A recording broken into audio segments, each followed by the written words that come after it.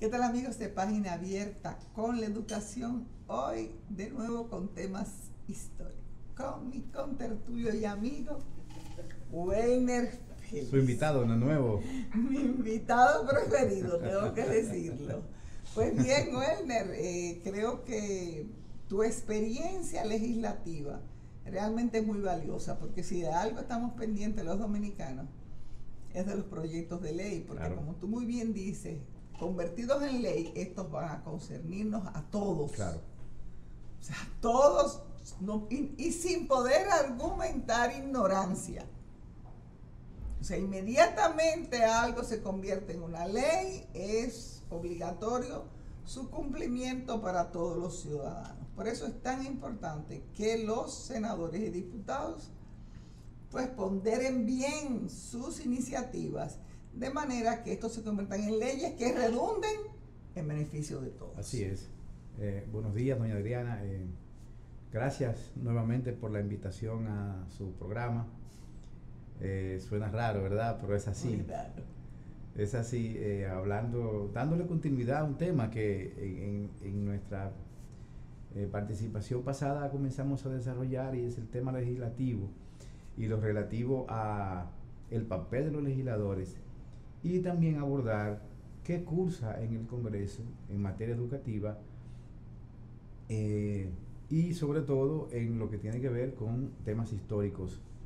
Usted sabe que cuando hacíamos el programa Página Abierta con la Historia, llegamos a abordar y expresar en varios programas que en parte la dinamización y la proyección del conocimiento de los hechos históricos, la fijación, diríamos, en la población se da vía la ley, porque los días a nombre de no sé qué, o sea, el día del periodista. El día del periodista. El día, todo eso se fija por ley. Por ley, exacto. Por ley. O sea, que no es simplemente los periodistas que ellos se fijan una fecha.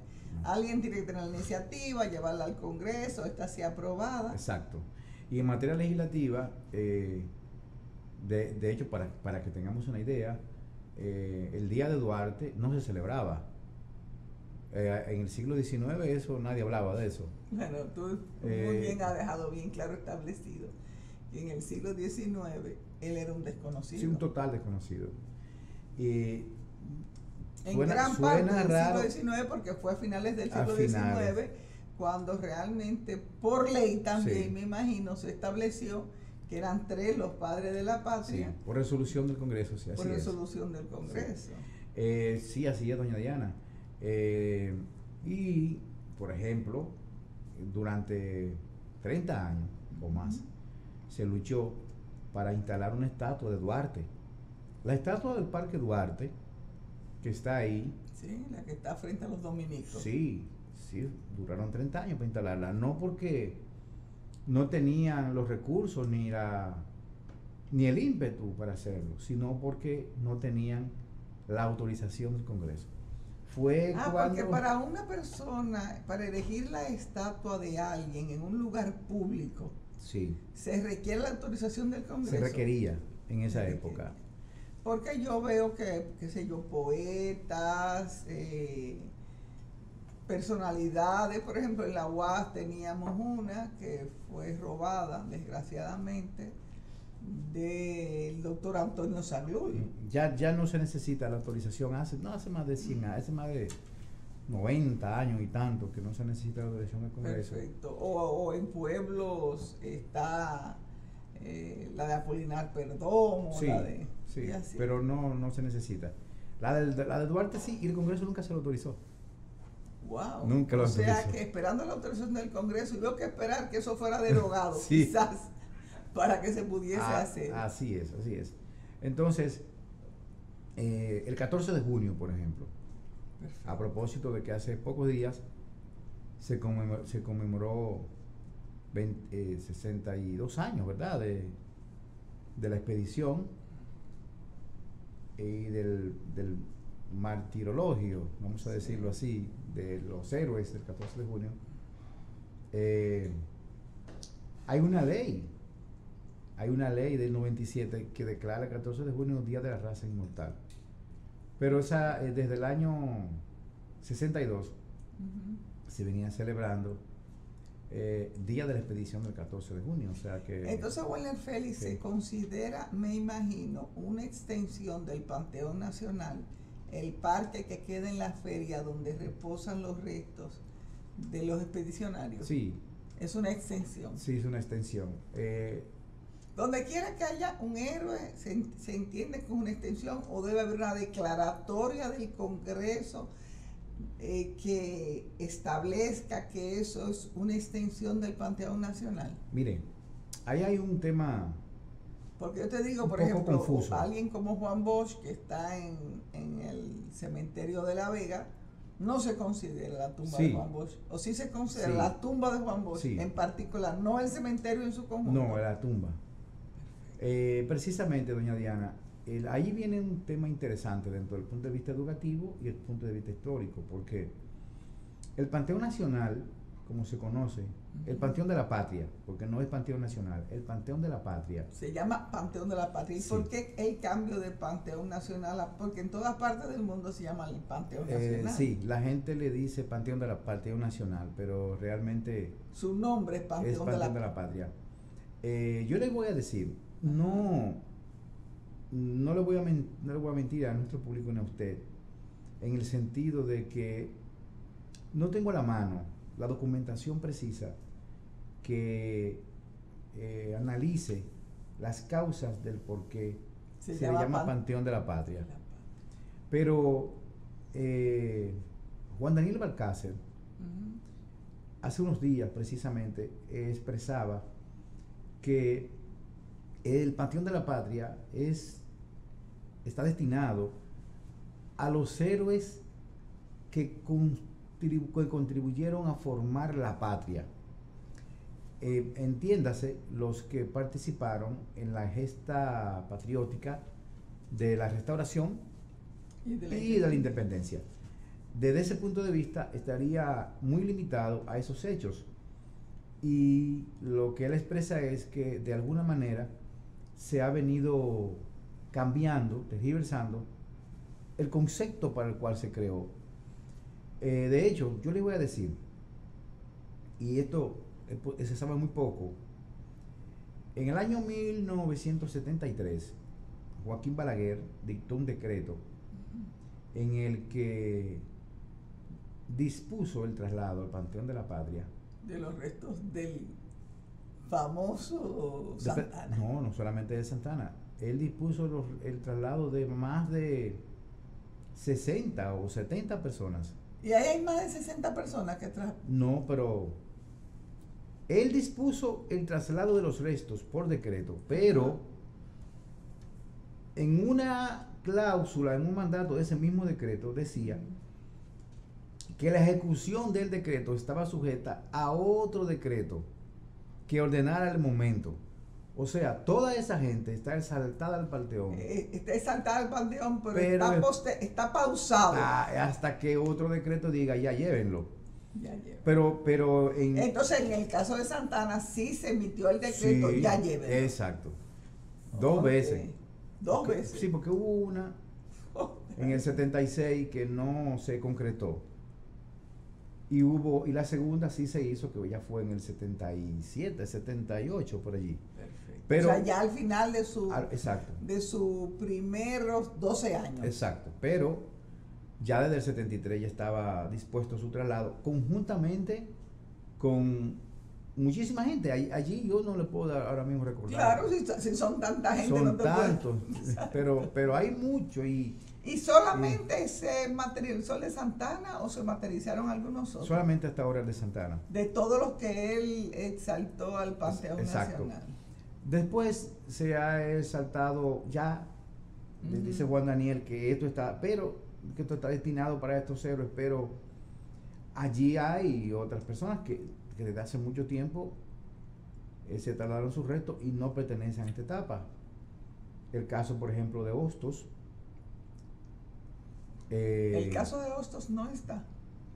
Hostos está, pero Hostos no es un héroe de la independencia. Por eso te digo, no es un Sí. héroe de la independencia. Y Salomé Ureña. Y Salomé Ureña. En el caso de Salomé Ureña, ella está. Sí, allí, está. Porque yo recuerdo que Salomé Ureña estaba. Conozco bien ambos casos, aunque no si fueron llevados al panteón. En el caso de Hostos, sí, ¿eh? En el caso de Hostos, sus restos estaban en el patio, o sea, en el exterior del convento de los dominicos, al lado justamente donde hay una edificación también de cierta antigüedad que está enfrente de la plazoleta, y desde allí pues fueron inhumados, o sea, fueron sacados estos restos, y en una actividad que se llevó a cabo durante la gestión del presidente Jorge Blanco, hubo una caminata, ¿no?, hacia el Panteón Nacional y llevados al Panteón Nacional. En el caso de Salomé Ureña, recuerdo que en el marco de una festividad que debe ser el centenario de su nacimiento o de su muerte, tal vez, porque recuerda que no, de su nacimiento muy posiblemente. Estamos hablando en la década del 80, principios sí, creo del que 80. fue en ese momento que se trasladó, sí. Ella estaba en la iglesia de las Mercedes. Sí. Y las hijas de don Pedro Enríquez, su hijo, o sea, sus nietas, una residente en México y la otra en Argentina, vinieron a República Dominicana para una exaltación que se le hacía allí en la iglesia de las Mercedes. Pero entonces fueron trasladadas. Es que no, esa parte no la recuerdo. Sí. Los restos de Salomé Ureña fueron trasladados al Panteón. Pero le decía también, haciendo un poquito de historia del Panteón, de la Patria, que ya, ha cambiado, porque ya no está destinado exclusivamente a héroes y te voy a decir algo, y excúsame que te interrumpa tanto. No. Los Panteón muchas veces pues se hicieron siguiendo un poco el modelo francés. Y el modelo francés incluye a escritores. Por ejemplo, tú tienes personalidades como Víctor Hugo, que lo consideran o sea, es como para los franceses Víctor Hugo es como Cervantes para los hispanohablantes. Pues bien, Víctor Hugo fue trasladado hasta el Panteón de la Patria. Inclusive se considera la manifestación cultural más numerosa e importante que han tenido los franceses, que no ha sido superada, pero que tú sabes quién, Johnny Iladi, un cantante francés que murió hace como 5 años y que era como el Elvis Presley de los franceses. Pues mira, paradójicamente concitó en el Félix una movilización tan grande que solamente se le compara al de Víctor Hugo en su momento. Y es así. Aquí, de todas maneras, mientras hablamos, voy a concebir el dato de tratar de clarificar un poco para qué es el destino. No, el Panteón de la Patria existe desde hace mucho tiempo realmente, pero que tenemos la iglesia de... O sea, esta edificación convertida hoy en Panteón, que es del queda 56, en la calle La Dama. es del 56. No significa que antes de ello no lo tengamos, sino que esa declaratoria de que este edificio es Panteón del 56. Antes de eso estaban... Es un edificio muy hermoso. Sí. Y al cual se puede por escalera subir hasta el techo, incluso siendo yo una jovencita. Con todos los jovencitos, pues. Yo creo que ya está, creo que está cerrado. Cerrado para esos fines. Bueno, pues en mi juventud. Yo subí una vez también, sí. hace un tiempo. Ajá. Así es. Pero yo, mire, entonces usted, la pregunta inicial, hicimos un poco de historia del Panteón. También incluía el tema de las extensiones. Ciertamente, hay que decir que el Panteón de la Patria fue creado por ley. Y la ley plantea, bueno, ahí tenemos unas imágenes, gracias director. La ley plantea, doña Diana, que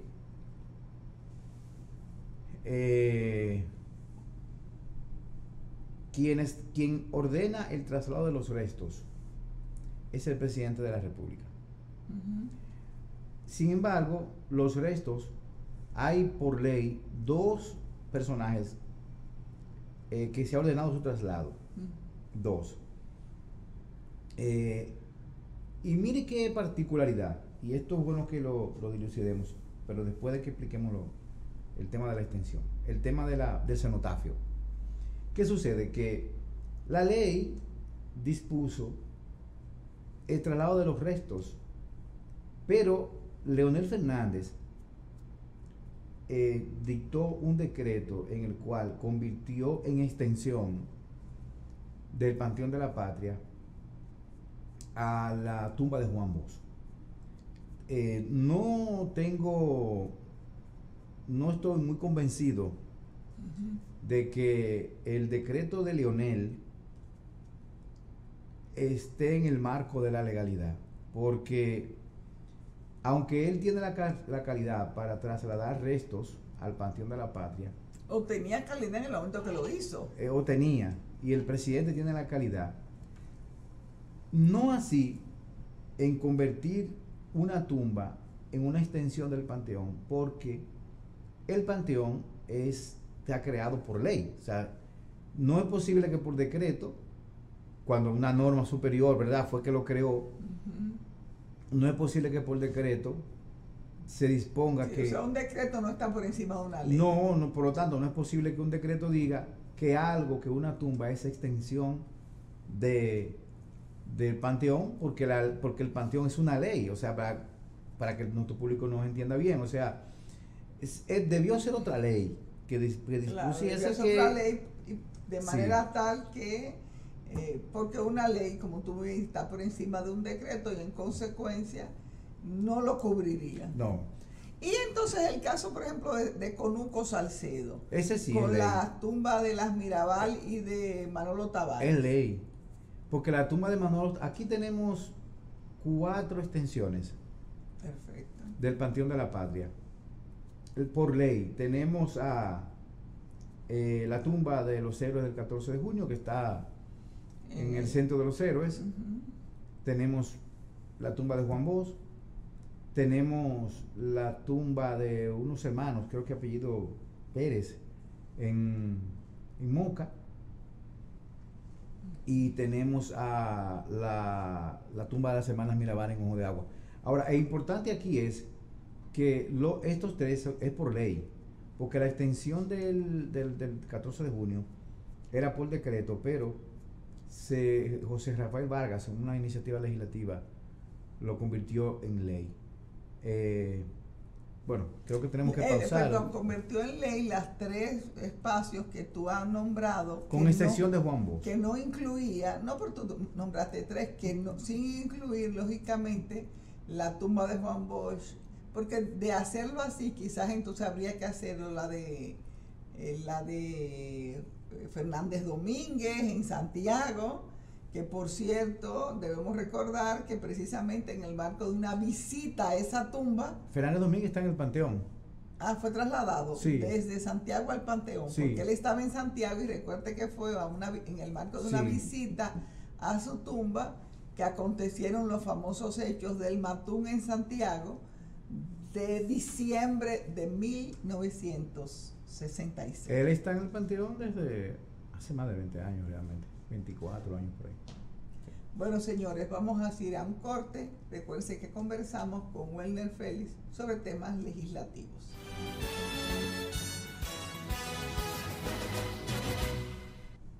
Bien, Welner Félix, los micrófonos son tuyos para que nos sigas explicando pues la misión legislativa. Yo te quiero preguntar algo, y escúchame que te saque un poquito de contexto histórico. Realmente muchas veces la gente infiere que los legisladores solamente trabajan los momentos en el cual están en el hemiciclo, están en su espacio de discusión, que por cierto, algunas veces, pues, como muy recientemente aconteció con un senador que ripostó a la senadora de Puerto Plata. Ajá. Y se encolerizó bastante. Entonces, mi pregunta es, solamente o realmente los legisladores, y en el caso particular de los senadores, que es el que tú conoces, tienen una agenda de trabajo realmente de muchas horas durante los días del año? ¿Cómo es? Porque también hay un momento en que se cierra el periodo de discusión. Ahora mismo no se está cerrando, tenemos un año sin cerrar. Perfecto, pero había una fecha que duraban hasta meses, sí, claro, como vacaciones escolares prácticamente. Sí, podemos, ¿cómo es eso? Claro, ya dilucidado el tema inicial del Panteón, pues hablemos de los legisladores, cómo funciona y luego qué cursa en el Congreso, ¿verdad? Mire, contrario a lo que normalmente se puede pensar, el trabajo de los legisladores es bastante arduo. Yo le voy a decir, ser legislador a veces entraña más compromisos morales y económicos y frente al país que otro tipo de beneficios.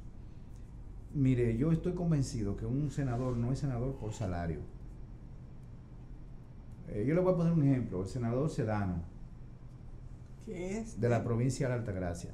Perfecto. Cuya declaración jurada de bienes dijo que tenía 600 millones de pesos. Propietario de una de las clínicas más... porque es médico. Es médico. ¿Y él salió electo por el partido? En la Fuerza del Pueblo. Perfecto. No creo que el senador Sedano tenga la necesidad económica de ser senador. Bautista Rojas, que también es dueño de clínica en su pueblo, no conozco su riqueza. En Salcedo. Pero el senador de Espaillá, Carlos Amarante Vara. No, Carlos, se me olvida el nombre. Okay. La declaración jurada de este señor es de 800 millones de pesos y no sé cuántos millones de dólares. Este señor es propietario de edificios en Nueva York. Wow. Incluso, o sea, digamos una persona que vivió en Estados Unidos sí, y era una persona exitosa económicamente y muy exitoso económicamente, sí. E incursionó en la política. Exacto, o sea, que era una manera de sentirse complementado. Vamos a decirlo así. Porque cuando un legislador llega a ser legislador o cuando un presidente, lo primero que se genera es lo que se llama el conflicto de intereses. Un legislador no puede ser legislador y al mismo tiempo ser, por ejemplo, proveedor del Estado. Solamente lo podría hacer si utiliza la figura del fideicomiso. Lo que hizo el presidente de la República, que sus bienes lo colocó en un fideicomiso. Para que tengan la idea de lo que es un fideicomiso, es usted tomar sus bienes y colocar un administrador, quien no es usted. Ya usted no tiene nada que ver con eso. Y sigue su vida normal, pero usted se aparta.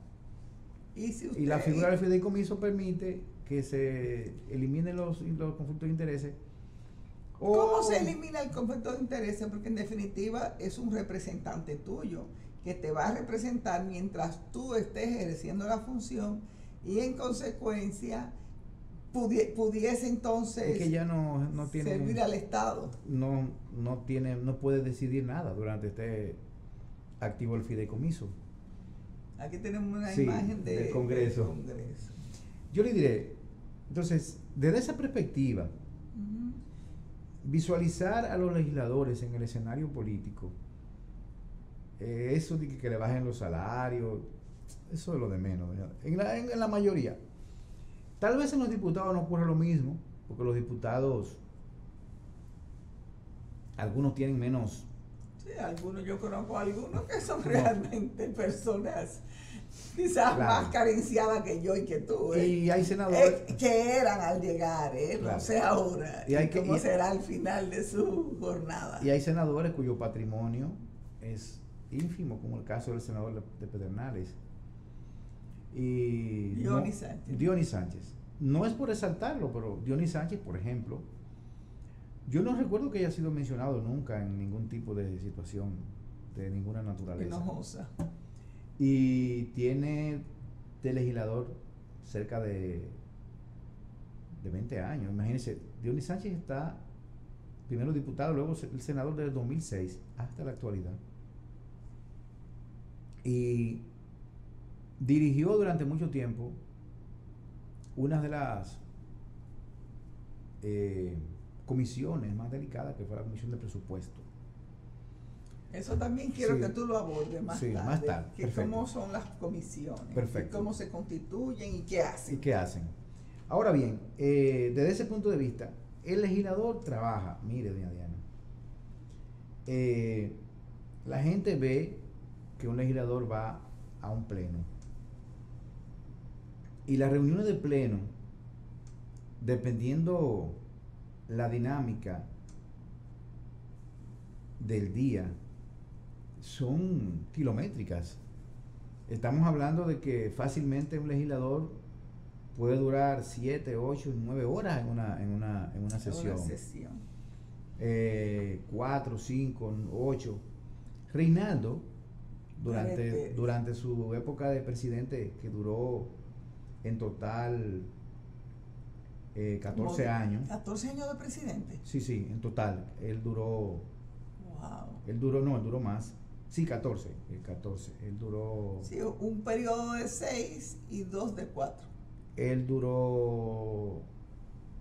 Sí, un periodo de 6 y 2 de 4. Duró 10 años. Duró 12. Porque Cristina Lizardo duró 2 años. Exacto. Durante un periodo. 14, 16, Cristina fue presidenta. Entonces, Reinaldo Páez Pérez, por un tema de naturaleza política, y que el PLD mantuvo la mayoría,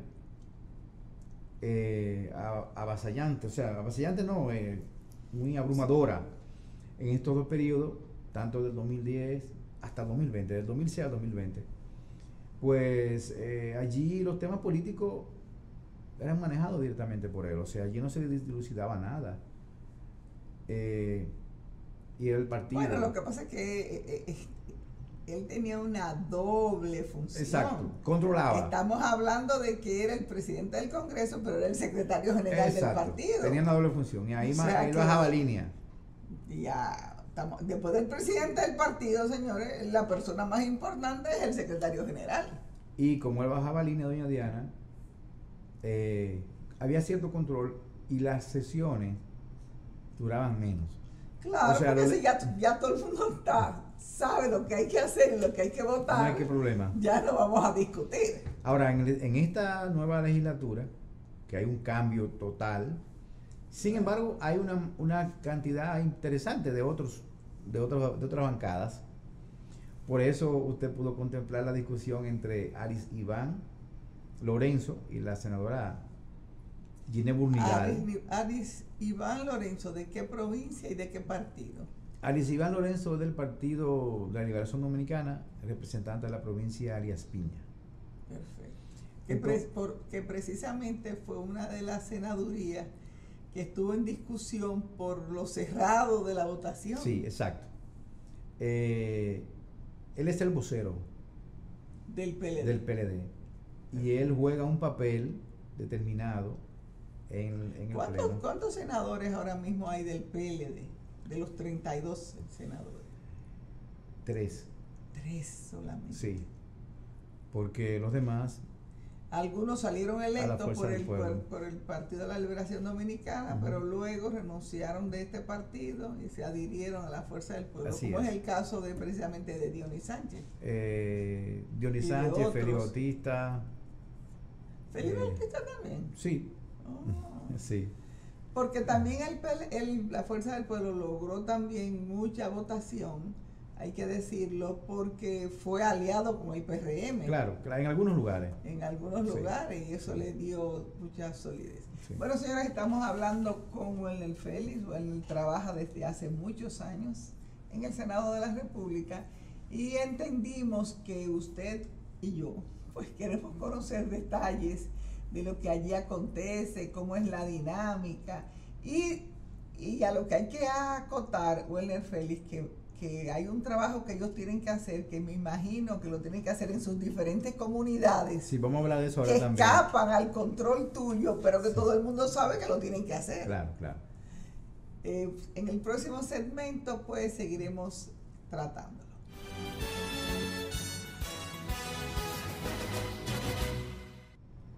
Welner. Le mencionaba el plenario. Ahora mismo las sesiones del plenario se están reuniendo una vez a la semana, tal como lo hacía Reinaldo. Por regla general se dividen en dos, sesiones ordinarias y extraordinarias. Lo de extraordinario es porque se hacen fuera de los horarios establecidos, pero no tiene ninguna diferencia en el efecto. Y lo ordinario, las sesiones ordinarias en el Senado se celebran martes, miércoles y jueves. Deben celebrarse 4 de la tarde, martes y miércoles, y los jueves a las 10 de la mañana. Eso es lo ordinario. Pero el Congreso puede reunirse cuando considere. Sin embargo, por un tema de dinámica y de manejo, el Senado y la Cámara se reúnen normalmente una vez a la semana, aunque la Cámara se está reuniendo 2 veces en los últimos tiempos. ¿Por qué se reúnen 2 veces a la semana? Una vez a la semana. La razón de que se reúnan una vez a la semana y en la tarde, según el reglamento, bueno, el reglamento dice que es en la tarde, pero en los hechos se reúnen una vez a la semana, porque precisamente hay que darle cabida a las comisiones. Y ahí entramos en el tema del trabajo interno. En realidad, doña Diana, la cara del Senado es el plenario, en donde van a discutir, y allí realmente lo que se hace es una agenda, que todo un ceremonial. Si usted ha ido, bueno, usted conoce las misas, una misa, la liturgia, sigue un esquema. Un protocolo. No lo estoy comparando, sino para que tengamos una idea. Sí, porque hay un protocolo. Sigue lo mismo, un protocolo igual, una agenda. Y la agenda incluso es reglamentada, o sea, está reglamentaria, que sigue el mismo esquema, con variaciones según lo que exista o no. Desde este punto de vista, el legislador va allí a un pleno a presentar sus informes de comisiones, a presentar sus iniciativas legislativas. Eso es lo primero que se hace. Luego viene lo que se llama el turno de mociones y ponencias. En el turno de mociones y ponencias es donde vemos que los legisladores se paran y comienzan a hablar y hablan de los problemas de su comunidad y critican al gobierno, critican al otro. Ahí fue en critican al gobierno si son de la oposición. Sí, en ese escenario fue porque si son normalmente del partido de gobierno, pues se economizan esa parte. Claro, en ese escenario fue que usted mencionó que Iván y la senadora Ginette tuvieron el impasse, pero realmente hay que decirlo, fue en ese momento. Eso no pasa nada, doña Diana, porque allí tienen inmunidad. La gente infiere que entonces, bueno, las relaciones serán de distanciamiento. No. Inmediatamente pasa eso, ya volvió. Sí, porque todo el mundo sabe que ese es el escenario para ellos expresarse de esa manera. Y se arman las discusiones, pero al final eso no se lleva más allá. Ahora, donde realmente se discute y se trabaja, doña Diana, es en las comisiones. Las comisiones de trabajo Y todos tienen que pertenecer a comisiones. En el Senado de la República existen 30 comisiones. ¡Wow! ¿Y cada comisión está constituida por cuántos? Entre 5 y 9 legisladores. Pero las comisiones de peso, que son casi todas, no tienen menos de 7. Creo que no hay ninguna que tenga 5 realmente. Y en la Cámara de Diputados no, en la Cámara de Diputados son 42. Y 42 comisiones. diputados a 42 comisiones. ¿Y cuántas personas? También 5, 7. Entre 9 y 15. 9 y 15. ¿Por qué? Porque son más. Son más. Entonces, las comisiones están concebidas para que su rama de interés coincida con un tema nacional o con un ministerio de Estado. Por eso, por ejemplo, usted va a encontrar comisiones de Interior y Policía, Comisión de Justicia, la Comisión de Justicia tiene que ver con todo lo que tiene que ver con la justicia, incluyendo Junta Central Electoral y todo lo demás. Comisión de Relaciones Exteriores. Comisión de Educación. Comisión de Educación. Comisión de Educación Superior. Comisión de... Y normalmente la gente se adhiere a las comisiones de acuerdo a sus intereses, o hay una ponderación de parte de los legisladores para entender que por tu historia de vida tienes mayor idoneidad para una comisión. Sí, hay otras comisiones. Antes de pasar a explicarle ese modelo, doña Diana, cómo se elige. Hay otras comisiones que se llaman comisiones especiales de investigación o comisiones especiales legislativas. Las comisiones especiales legislativas son aquellas comisiones que se crean para conocer un proyecto por dos razones. Bueno, que le interese el pleno que se haga, y segundo, que la comisión permanente no haya dado respuesta a tiempo. Las comisiones especiales de investigación siguen las mismas reglas y su función es investigar algo que le interesa al Congreso hacer. En el caso de las comisiones especiales de investigación pueden ser tantas como las mismas comisiones, pueden ser tantas, pero siguen las mismas reglas de integración. Entonces, doña Diana, usted me preguntaba cómo se crean estas comisiones. Las comisiones especiales de investigación, le voy a explicar esa primero, que es más fácil. La integra el pleno. Y como es para una función determinada, inmediatamente da su informe, cesa. Ahora, las comisiones permanentes... Sería como ad hoc, como dice. Como ad hoc, exacto. Las comisiones permanentes, como usted me lo indica, son permanentes. Se integran bianual, o sea, cada 2 años. Y la integración, como son por periodos constitucionales de 4 años, inmediatamente se inicia lo que se llama la apertura de la integración de las comisiones. Y esa integración, que debe ser más tardar 15 días después de la apertura, el mismo 16 de agosto, entonces, doña Diana, dura 2 años de actividad, 2 años de integrada. ¿Cómo se integra? Existe un procedimiento muy, muy particular. Se abre lo que se llama listas de inscritos. En las listas de inscritos... O sea, tú mismo te inscribes. Exacto, en la lista de inscritos... Y hay gente que es muy proclive a inscribirse muchísimas y sí, que luego lo desechen. Sí. Y otros que son más reticentes a querer inscribirse, me imagino. Dice el reglamento que se puede pertenecer a un máximo de 7 comisiones. Perfecto. De 9 comisiones, 9. Que se puede pertenecer a un máximo de 9 comisiones. Esto es por la dinámica de la participación. Y que si tú perteneces a más de 9, pues no tendrías ni un... Bueno, de hecho... Para que no coincidan los horarios. En 7 ya. Si usted pasa de 5, se le dificulta. Se le dificulta. Claro. Entonces, doña Diana, ¿cómo se integra? Le explicaba, se abre lo que se llama las listas, y cada quien va y se inscribe. Y luego de que se inscribe, pasa por un proceso de que la comisión coordinadora es un órgano interno de ambas cámaras la poseen, con funciones específicas.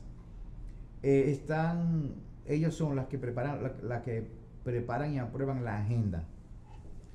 Y en el caso de las comisiones, es la que conforman las comisiones. O sea, cuando se hacen las listas, que va de doña Diana y Werner se anotan, entonces ellos se reúnen y deciden quién será el presidente, quién será el secretario, en función primero del interés y de las calidades que tenga esa persona para pertenecer a esa comisión. Segundo, en observando lo que es la pluralidad política. O sea, tienen que darle participación a la mayor cantidad posible. Y tercero, que no se repitan presidencias de comisiones. O sea que tú nada más puedes ser presidente de una. En teoría, porque se han dado casos, muy pocos por cierto, que hay legisladores que no les interesa pertenecer a comisiones. A ninguna. A ninguna. Por ejemplo, Dionis Sánchez Ajá. mostró su interés de no pertenecer a ninguna. Y Reiteramos, Dionis Sánchez, el de Pedernales. exacto. Y hay una comisión. Pero no podría interpretarse eso como un deseo de no trabajar. No, no. ¿Por qué rayos? No, al contrario. Porque al él contrario. decide, o sea, él muestra su interés en que solamente lo pongan. No, al contrario. El hecho de no presidir una comisión le permite ser más dinámico en las demás. Pero perdón, pero tú dijiste no pertenecer. No presidir. No presidir. No presidir. Perfecto. De hecho, él es uno de los pocos que no es presidente de ninguna. Y que más interactúa en todas las demás. Sí, porque la presidencia me imagino implica. que te implica un mayor tiempo, y entonces él tendría que inhibirse de ser parte de otras comisiones. Exacto. Entonces, hay una comisión que se llama Comisión de Interior, que es expresamente presidida por el presidente del Senado, porque está concebida para organizar lo interno de la institución. Lo que significa que solo tendríamos 29 comisiones disponibles. El presidente del Senado no puede pertenecer a ninguna otra. No puede presidirla. ¿Solamente la de Interior? Sí, no puede presidirla ni pertenecer a ninguna otra. Porque se entiende que su labor como presidente del debe Senado concentrarse. Le toma mucho tiempo. Exacto. De hecho, no es por dar lisonjas, pero entiendo que mediáticamente se ve como una persona bastante mesurada y que logra pues cierto control, me imagino. Sí, el presidente del Senado es una persona muy respetada en el ámbito político y social, y eso se refleja, sí, claro, que aún siendo de un partido de oposición, bueno, de partido minoritario, sí, pero aún siendo de un partido de oposición, tiene esa aura que invita al respeto, y eso ha ayudado mucho a su gestión como presidente. Yo le voy a dar algunos datos al final. Todavía no tenemos los datos definitivos para que tengamos una idea de lo que ha sido este congreso de este año. Le voy a dar una idea. Y lo que ha significado para mí también, porque ha sido muy caótico realmente la situación. Trabajar, sí. Pero yo le diré, conformando las comisiones, cuando ya se cierran las listas, se hace, normalmente hay comisiones en el que se inscriben mucho más de 15. Mucho más. Entonces, a quien compete elegir esos integrantes de una manera equilibrada es a la comisión coordinadora. La comisión coordinadora tiene... O sea que hay una comisión coordinadora de las comisiones. No, de las comisiones, no, del Senado. Okay. Del área legislativa.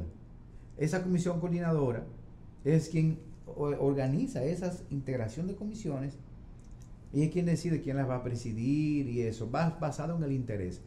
Por eso normalmente, si hacemos una pausa en el escenario de las comisiones del Senado, podemos ver que los presidentes de las comisiones normalmente se relacionan a las áreas en las que participan. Cuando no hay, es que podemos ver como que hay un ligero desvío. Pero normalmente lo hay. Yo le voy a poner un ejemplo. Paliza. José Ignacio Paliza, cuando era senador, era el más joven. ¿Y qué presidió? Usted debe imaginar. De la juventud. Entonces, para que tengamos una idea. Ahora mismo, quien preside esa comisión, la verdad que no recuerdo. Podría ser Faride, porque es bastante joven. Faride, aunque es abogada, preside Hacienda. Y Justicia lo preside Antonio Taveras, que es abogado también. Hay que decir, por ejemplo, Educación la preside el senador de Independencia, que es un educador, incluso de la cooperativa, muy conocido en la región. Y Presupuesto la preside alguien también ligado al área de las finanzas. Sí, exacto, como es Milciades Franjul de Peravia. Y si vemos así, hay alguien que no está muy ligado a la educación, pero que sí tiene esa vocación de servicio, que es el senador Franklin Peña, que es el senador de la provincia San Cristóbal. no, San Pedro de Macorís. Ah, ok, porque el de San Cristóbal se llama Franklin. Exacto. Y Franklin, bueno, Franklin, el de Rodríguez. la provincia Duarte. Ah, Rodríguez es Franklin Rodríguez. Garavitos. El de San Cristóbal. Sí. Este preside cultura. Oh, pero hay varios Franklin. Hay entonces. tres. Hay Tres tres. Franklin, Sí. senadores. Qué bien. O sea, hay una relación entre los senadores y el tema. Y eso ayuda porque hay un principio de conocimiento. Lía Díaz, por ejemplo, es médico pediatra y preside la Comisión de Salud. Y la Comisión de Seguridad Social la preside también un médico, como es Bautista Rojas. O sea, mire cómo... Hay un médico con mucha experiencia. Mucha experiencia. De dirigir instituciones del Estado. Llegó a ser incluso ministro. Mire un personaje, ya tenemos que terminar y creo que, no sé si continuaremos en el próximo programa, muy particular que Héctor Acosta. Perfecto. Que está más ligado a la cultura que a otra cosa. Y preside medio ambiente. Y déjeme decir, doña Diana. Bueno, también que está en una provincia. Exacto. Donde el Él iba a tema decir, medio ambiente. tremendo trabajo está haciendo. Que se habla poco de él, pero tremendo trabajo está haciendo en Bueno, esa señores, con esa excelente noticia de que el representante de la Comisión de Medio Ambiente, tan afectado su provincia, la provincia de Monseñor Noel, por los temas medioambientales, pues está haciendo tremendo trabajo. Ponemos fin a este programa de Página Abierta con la educación, hoy con temas del Senado.